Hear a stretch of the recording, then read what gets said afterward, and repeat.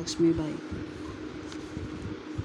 उस समय देश के अधिकांश भागों पर अंग्रेज़ों का शासन था। उनकी दृष्टि झांसी पर भी थी। अंग्रेज़ों ने मौके का लाभ उठाना चाहा।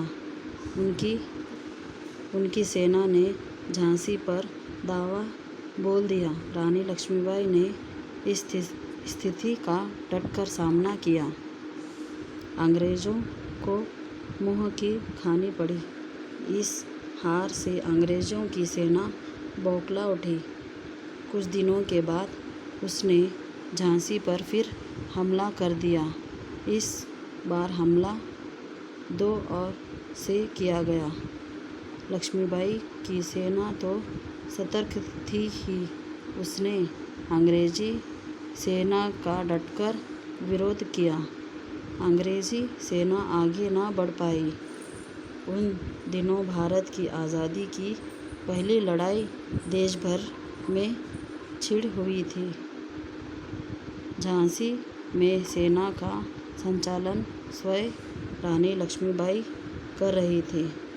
रानी की सेना और अंग्रेज़ों की सेना के बीच कई बार युद्ध हुआ। युद्ध में रानी सदा आगे रहकर सैनिकों का उत्साह बढ़ाती थी।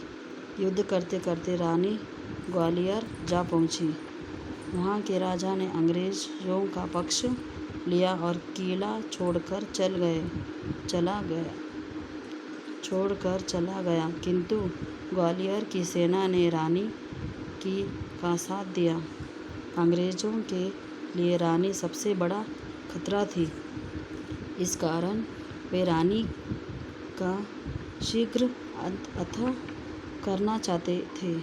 अब अंग्रेज़ों ने पूरी शक्ति से रानी पर हमला कर दिया। रानी पूरे जोश से युद्ध कर रही थी और शत्रुओं को मार रही थी।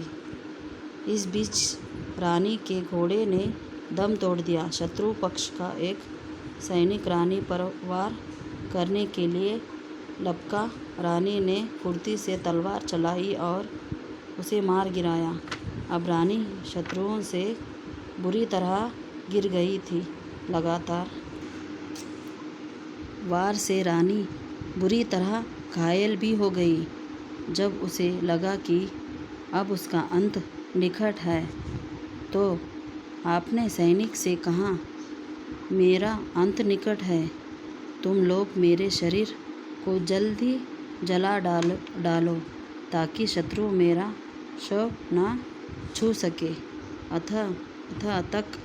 अंत तक शत्रु से लड़ते हुए रानी स्वर्ग सिधार गई। आज भी जब रानी लक्ष्मीबाई की याद आती है तो लोग यही कहते हैं, खूब लड़ी मर्दानगी वहाँ तो झांसी वाली रानी थी।